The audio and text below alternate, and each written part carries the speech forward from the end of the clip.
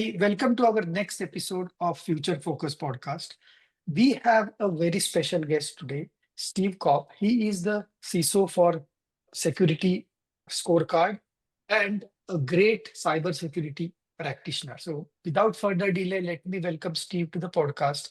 Steve, welcome to our podcast. And do you mind giving a brief introduction and then we can jump into the topics?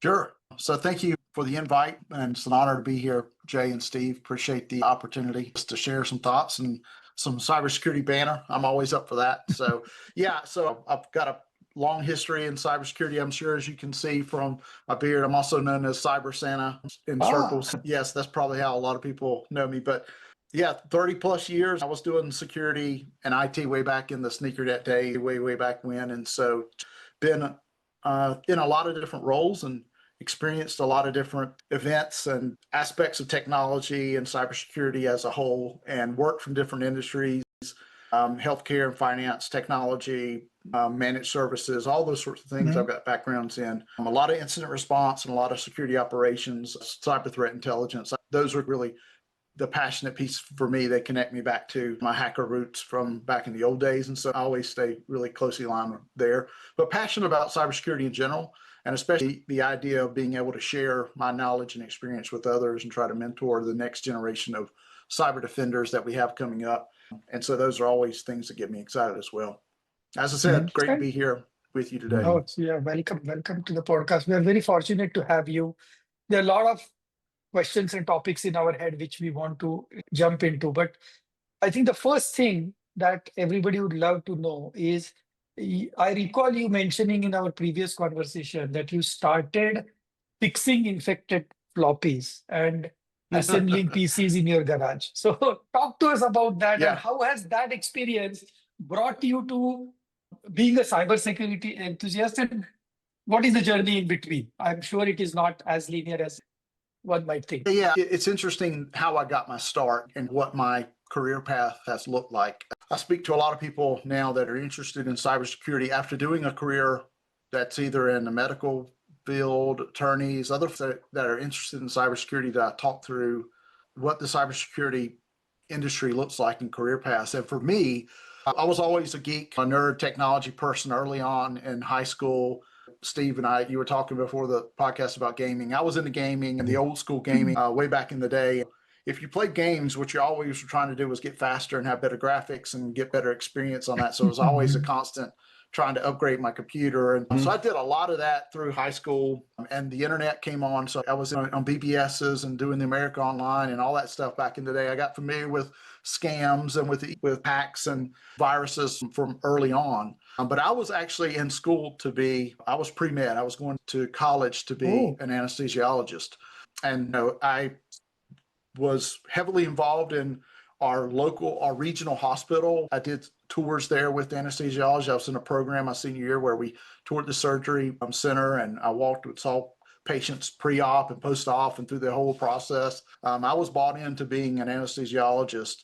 And when at college, I realized that while I loved chemistry and loved math, I really didn't do well in biology. And that's pretty pivotal for the medical field, right? I also had opportunity still from relationships in high school to do some technical things from a commercial standpoint. So started working with a couple of mentors who started their own computer stores. Now remember, this is in the late 80s, early 90s. And so in those days, not everybody had a computer, and a computer store was something new. You had some commodity computers like Packard Bell that were sold at Walmart or something like that.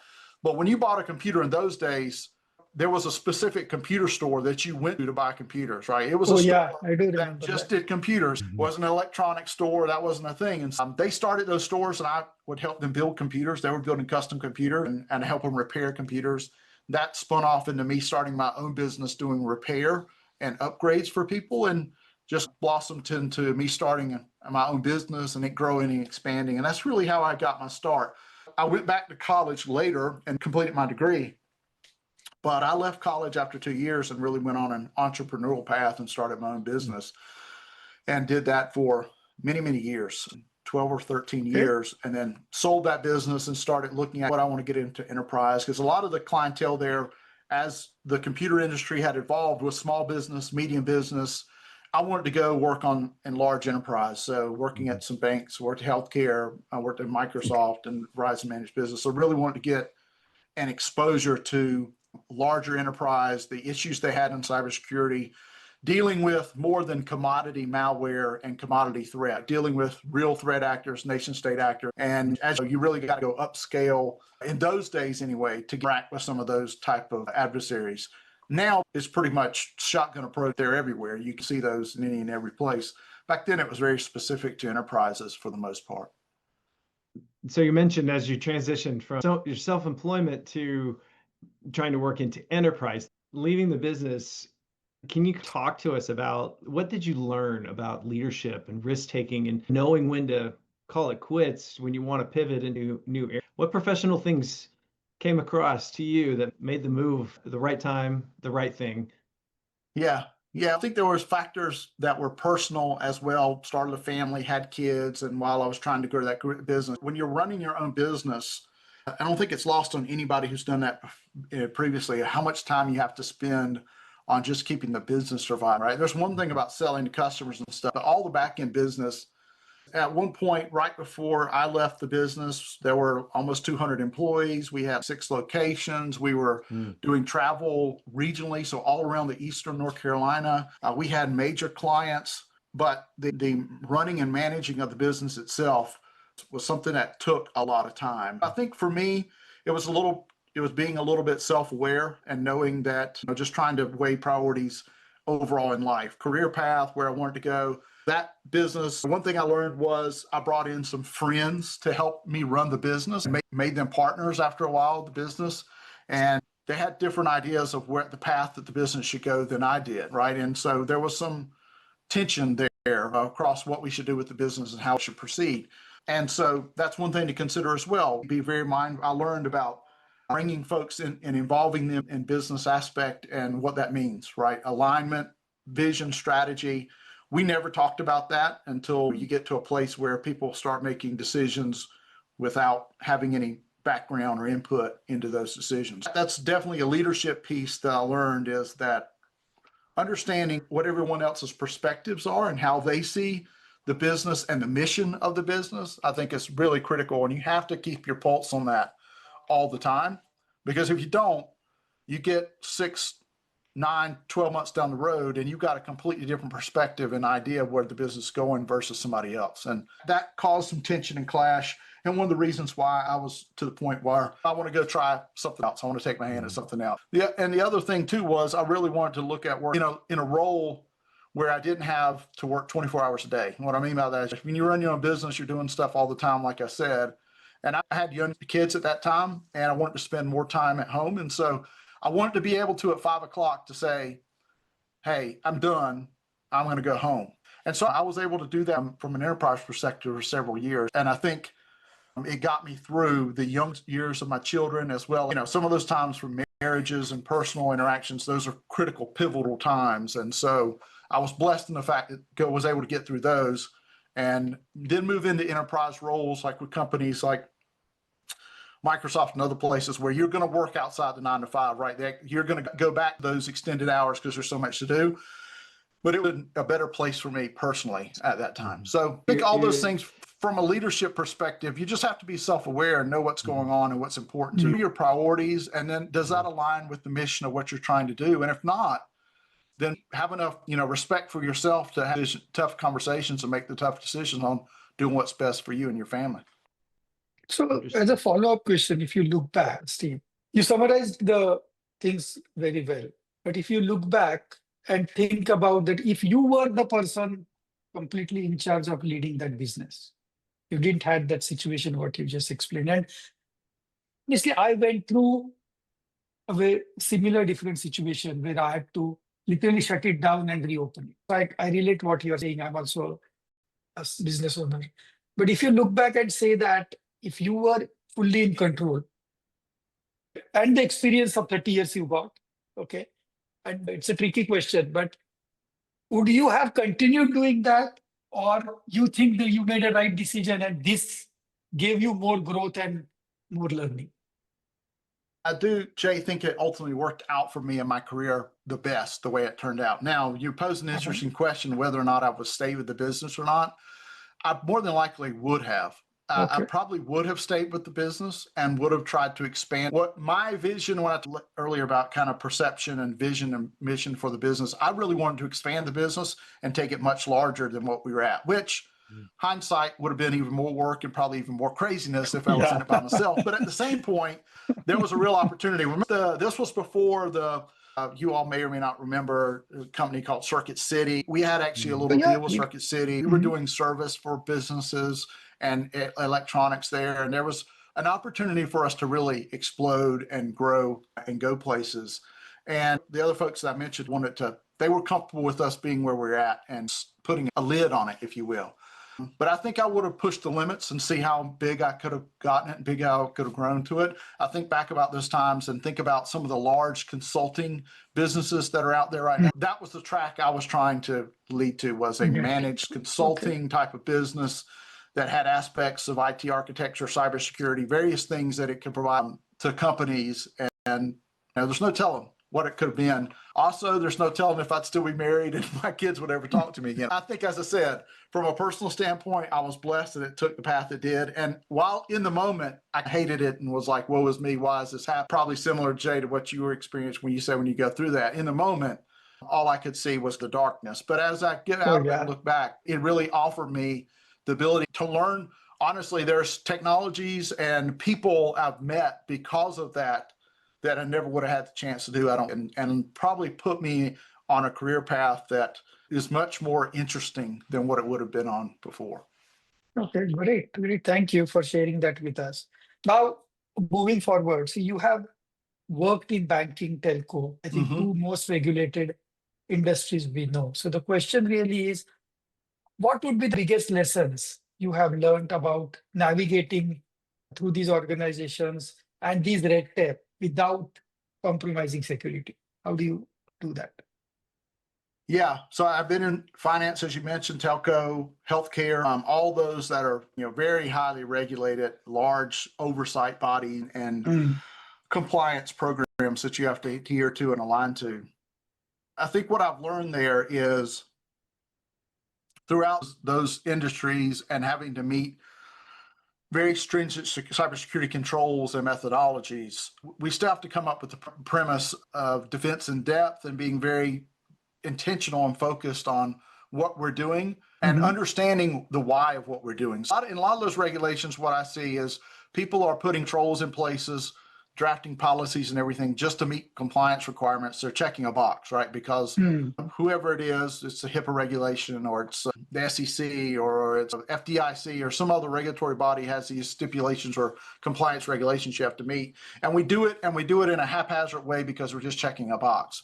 And one of the biggest things I learned is compliance does not equal security, right? In no way, shape, or form. Nice. And so the understanding should be that, yeah, there's things we need to do to meet the compliance checkbox, but it may be we need to go a step further or maybe being even creative in the way that we implement our tools or our policies to make sure we are truly reducing risk for our organizations and securing those organizations. As well as I do, a lot of times those, especially government regulations and things, sometimes lag behind where the industry's at and what attackers are doing. Now, the event of CISA and some other things I think have helped close that gap, but still, you've got regulations and regulatory bodies that impose controls on SaaS companies or startups now that really are doing them a disservice and actually making them less secure, in my mind, as I think about some of the things from a compliance standpoint, like around privilege management, privilege access management, and some of the other controls about even what NIST has come out and said now about passwords. There's still some compliance bodies that say, oh, you need to have a complex password and you need to change it every 15 days. You know that's counterintuitive what actually happens if you choose a secure passphrase. So I think what I learned is, yeah, have that compliance dashboard up on your screen and check the boxes, but then really investigate whether or not those controls are keeping you secure and go the extra mile to implement those controls to keep you secure. So you can't use that compliance checkbox as your security, your cybersecurity program's roadmap. You've got to look at it from your industry, and all those things come into play, right? Your industry, what your crown jewels are, what is it you're trying to protect, who are your customers, and who are the threat actors that may be targeting you. All those things need to come into play. And that's why I think really importantly, in those regulated environments, threat intelligence plays a huge role, because that context to the data that you have out that's available really gives you some, I think, indicators or watermarks that you can leverage within your cybersecurity program to make sure you're defending at the highest level. I mean, I remember being a banker, every 30 days I had to change a password, and it couldn't be anything like the last 10 passwords. So I had to create a whole formula so I could keep remembering what password I had for all the basics. Yeah, So, exactly. And what we've learned is that made you no more secure because you kept forgetting it, Steve, and you kept having to do a reset. And at some point, you figured out the algorithm for complexity, and you did summer 2025 exclamation mark. And the next time it was summer 2025 a question mark, or summer dash 2025 You got question it. mark. Can you stop giving away my passwords, please? I'm sorry. You didn't edit these out. You can edit these out after the fact. But if you go look at the password dumps that threat actors have taken and put out on the dark web, it's made up of nothing but that, because that's what everybody's using, right? I just think we have to be smarter about that. And there's compliance. Compliance serves a purpose, but again, compliance does not equal security. And I think that's the piece that we have to align our security programs to. Well, let me ask you this. The whole point about cybersecurity is, I've always heard of it from cybersecurity experts, is it's more like hurricane prevention. It's not if, but when. But how do you limit the impact when it does happen?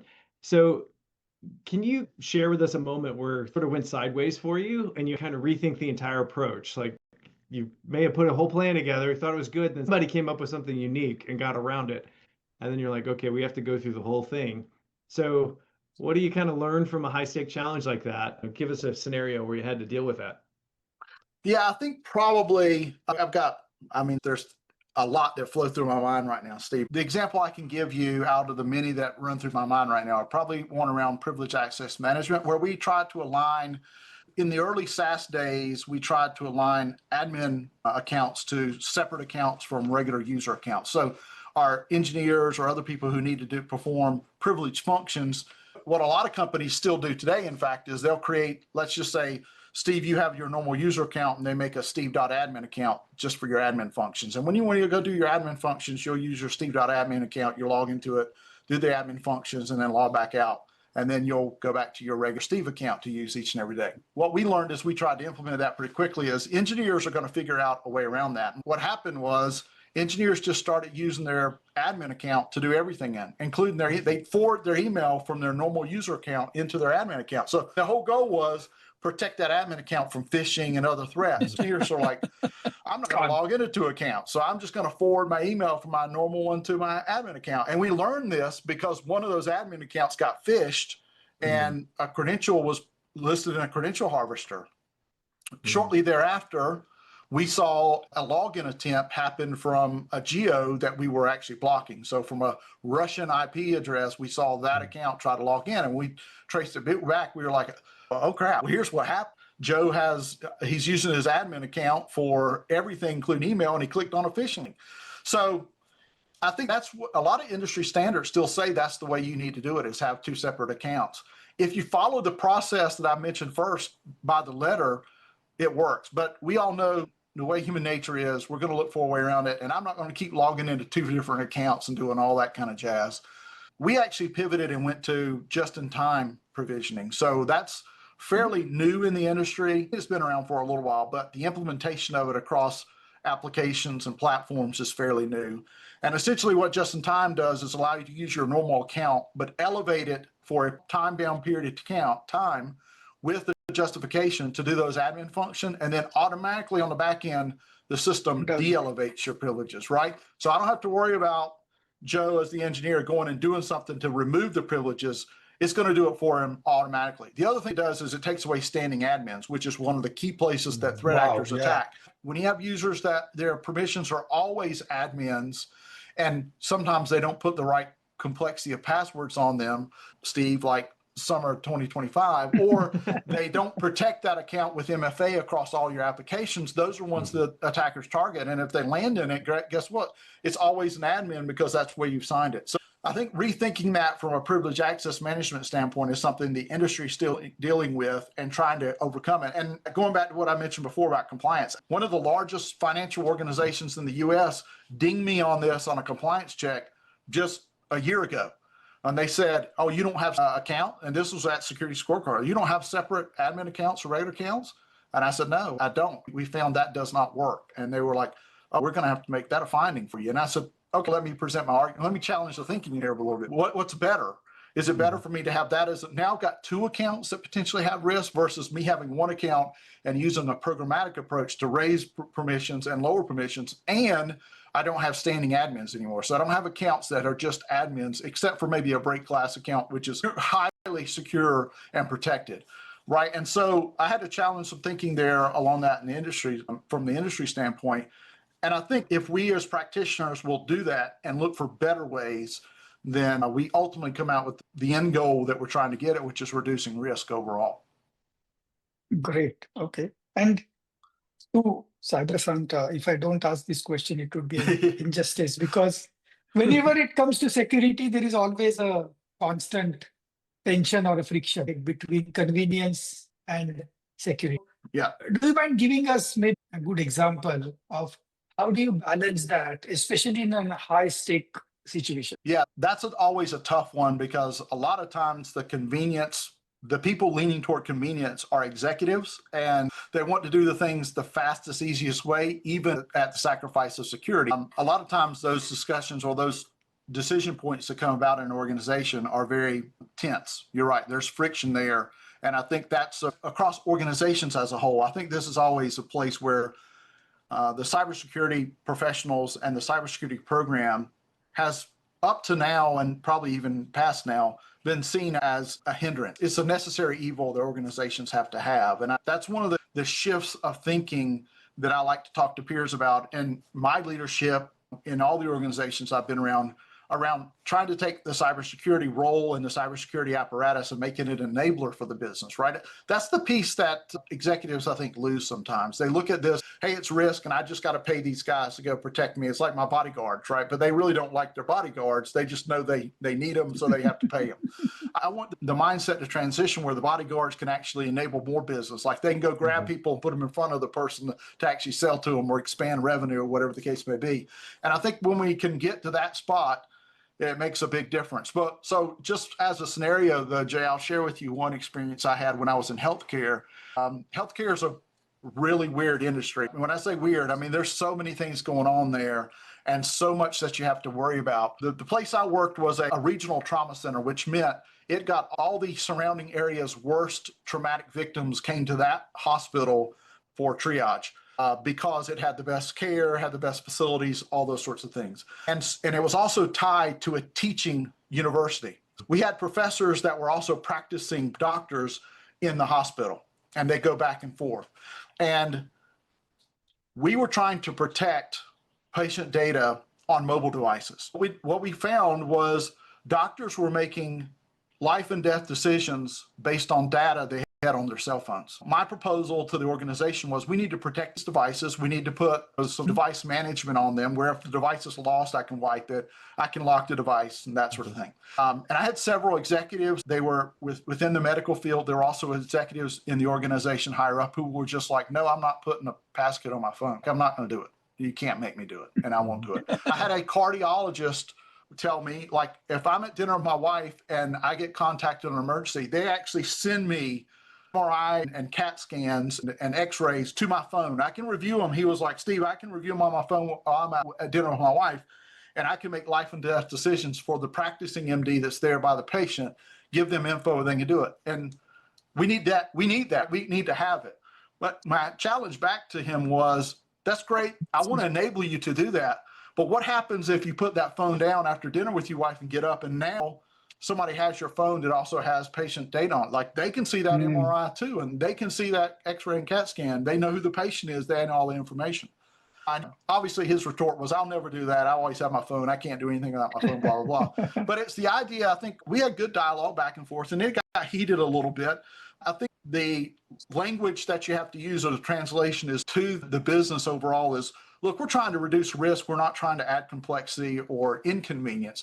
but there's got to be a happy medium there. What we landed on was some biometric protection and other things in place where it was easier than having a PIN or other things. And some new technology, the face recognition or your fingerprint on a device gives you a more convenient way to add some of that authentication. And so we met in a happy medium, a compromise. That technology cost a little bit more money, but then that practicing physician had more convenience and was happier. And so that's where we compromised from the business.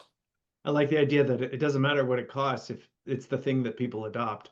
Yeah, that's exactly right. It's not cheaper if they're not going to use the other thing. So this is the one cost it is. It's just the way it is. Yes. All right. So I want to move into AI because we love that. And, I'm Wonderful. sure you're dealing with it. So there's a rise. Of course, AI powered threats are coming this way. So what kinds of risk are keeping you up at night? And what sort of emerging opportunities are you excited about in cyber defense when it comes to even leveraging AI? Yeah, I think there's a lot of risks there, both with the potential the AI has and what it can do, as well as the data that it holds and what happens to that data. And so I look at that approach from two different aspects: protecting the data itself that the AI has access to and what it does, as well as then protecting the LLM itself and what I can make it do. Because I think there's been a bunch of news stories where we've seen people have caused the LLM through prompt engineering and other things to give up data that it shouldn't have done, or give out data it shouldn't have done. I don't know if you all saw the recent article from McDonald's where their chat bot for hiring folks gave out 65 million records for past applicants. Did you all see that? I did not. No, Yeah, no, that was out I think that was out last week. So McDonald's set up a ChatGPT-like bot so applicants could go and they go to the bot and they could fill out what their experience was. They could essentially have a conversation with the bot that could tell them where they would best fit into McDonald's organization and then route them through the application process. Right? Great idea, great process. However, on the back end, they gave the admin controls of the bot, they gave it the password 123456. So that was the password for the admin console interface. And For so my a hacker went in and prompt engineered it to tell it to give him the password. And then he turned around and said, okay, use that password and give me access to your customer information. And it spit out 65, I think it was 65,000 or 65 million applicant records. That's one of the concerns for me. How's the LLM built with safeguards and guardrails in place to where you can't trick it into doing something? Because it's an interpreter of the data that does analysis and gives you back really natural language type of responses that you can use. So in order to do that, it has to have access to all that data. And you want to get specific access to that data that you have permission to, but if you can bypass that in the LLM, you can get access to all the data because it has access to all the data. That's pretty scary for me, how we control that. And then the second piece is like the natural idea for most cybersecurity practitioners in an organization. What are my employees going and interacting with that bot? What data are they giving it, right? Because that's the place where control gets really squirrely. If I have a user that goes out to ChatGPT and says, here's all my customer data from Salesforce, tell me who I should target for this special. That's a logical use. And as we talked about before, end users are going to find a way to make their jobs easier and more successful.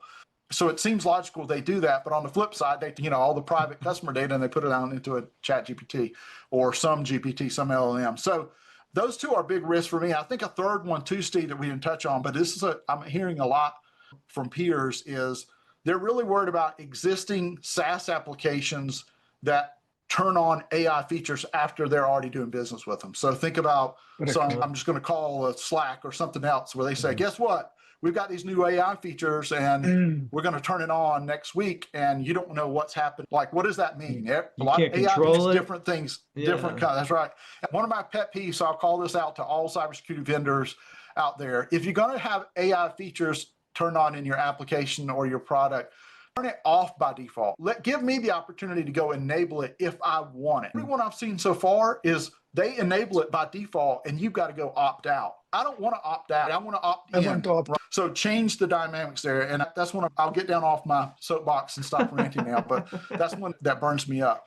But when you see these SaaS applications that then turn on, you really don't know what LLM they're using on the back end. You don't know if your data is being sent out to other people, and you don't have a lot of say of it not happening. Like I said, most of the time it's enabled by default. That one scares me a lot too, because in some of our trusted applications, we have a lot of very confidential, sensitive data. And if now they start using it to train an LLM model, I've got another source potentially of a data leak that I need to worry about. And I've already got plenty of worry in my life. I don't need any extra. Steve, thank you for sharing this. Maybe we can do a separate conversation, not on this, but when I look at the way Salesforce has enabled whole of this LLM, agentic AI, and all those things, they explicitly talk about the trust layer. They explicitly talk about the security composure. They explicitly talk about what access you have is the only access the agent has. Why I said we should do it separately is because I'd love to take your stake on that architecture and see how robust it is. Yeah. I'll present you separately, but I think that would be a very interesting conversation. Yeah, I think it would be as well. And I think there's a lot of opportunity to do that with several different applications that are out there. Universal applications that a lot of large organizations or just a lot of organizations use. And I think to that point, Jay, that's where for us as practitioners, we start getting concerned and worried about what does that mean? And I think there are some companies who are trying to do this in a very secure and trustworthy way. Like I said, the majority of SaaS companies I've seen are all turning this on and just flying as fast as they can. And part of it is the market driver, right? Part of it's revenue. They think they got to live on their sheets or on your login screen. Hey, we have AI features now, and guess what? We've already turned on for you. And they're great. They do great things. But on the flip side, where's my data at? What's going on there? I think the second part of your question, though, Steve, is what are the benefits? And I think that's a place where there's a lot of opportunity in security operations, in GRC. There's a lot of manual tasks that humans do today that we could potentially use agentic AI or generative AI to do some of that work and get back really high quality answers while we turn our human intelligence to things that may be more complex or we need that human application to it. So my personal thought is in the SOC, you're never going to get away with humans in the SOC. There will always be a human in the SOC, right? I mean, if somebody's trying to sell you that your SOC can go away and we're doing it completely agentic AI, I would put a pause on that and just question it. Now, can it replace a lot of the functions? Absolutely. I think it can get us to our answers faster and probably more effectively. But I still believe in my heart of hearts that there has to be some human intelligence that's overlaid on that to make some of the remediation decisions that happen at the end of it. But I think there is a great opportunity for AI in the vendor space to take all this vast amount of data that we have, do correlation for it, and really give us the end story. Give me the punchline, right? It can get to it faster and probably more effectively than we can trying to do integrations and writing detection rules and all those sorts of things that happen in security operations. AI could do it really quickly and effectively for us. So it could find people faster who get in that aren't supposed to be. It can help you deal with other things while you're trying to do resolution. You can respond faster, things like that. That's really, that makes sense. Excellent. Yeah, and I think some of the care and feeding steps that we do in cybersecurity, access control checks, and some of those, even I saw really cool tech. I cannot remember the company that does it. Really cool tech at RSA. There's a company that's doing purple team operations for companies based on the company. It's pretty cool. It does a red team, blue team assessment. You give it the tools you use, the industry that you're part of, and it'll actually create a war game between a threat actor that you name and your exact environment and spit out from that. Here's the things we see that are high risk and the places where you need to focus attention. That's pretty interesting to me that you could run out a war game scenario like that and do it all within AI. I think some things like that that are proposed in the industry are really useful and helpful to practitioners. Okay. So Steve, thank you. I think this has been a great conversation. We can talk whole day, but in interest of time, we still have two more important things to talk to you about. One was about the Carolina CISO group that you have started to have maybe a safe space for your peers to talk. So tell us more about it. Why was it important? What kind of conversations do you do in that room? Yeah, so the Carolina CISO group, I'm a founding member of, that we put together as part of a consortium of CISOs in our area, North and South Carolina, where we could discuss specific challenges that we have around, could be technology or specific threats or other things, the technologies that we're using, who's giving good results or effectiveness to us, how we're dealing with the industry challenges. For a CISO today, personal liabilities come on the scene, right? We've seen some CISOs have been personally charged by the SEC and some other things that happen. How does that look for people? We wanted a diverse group that had experiences across many industries and seen a lot, done a lot, and that could help really get people a shortcut to success in their own organizations, their own careers. And so we talk about all things that are in that sphere. What is your career path? Where are you at? What is it that you want to do? It's networking, obviously, too, Jay, right? Because I meet people from very large organizations, very small organizations. We build rapport. We build understanding of what we want to work together, other things. It gives us a safe space to talk about, like, hey, I screwed something up in my organization. How would you help me with it? And we can talk about that very openly and transparently without worrying about the media picking up on it or something else, because we all make mistakes. That cybersecurity is a landscape that's evolving day by day. You can't know everything all the time. And I think this allows people really to drop their guard a little bit and be very transparent, be very vulnerable, and share the things that have help them be successful in their careers, the landmines people should watch out for and make sure they stay away from them. So it's been a very helpful resource for our group, and our group's growing and expanding, and I want to see it continue to be a useful and helpful resource to folks that are in security leadership. And Steve, I'll ask a question on behalf of our viewers, because there are a lot of CISOs also in this EXO group we have. How do they get membership, and how do they start getting into this group? Yeah, so we have a website that people can go, and if they want to join, they can go and submit their information to join the group. We have meetings that happen monthly virtually. For us that are local, we try to have it across geographically different areas where we can meet face to face. So I think that's the other key aspect of it is I'm part of other large CISO groups that are global, and I get great information and feedback from those, but it's a little bit different when I can sit across a table from somebody who's going through that experience. And we can break bread and share those kind of experiences in an environment like that. So we try to have these meetings geographically across the state of North Carolina and South Carolina, so everybody has a chance to get together and meet face to face.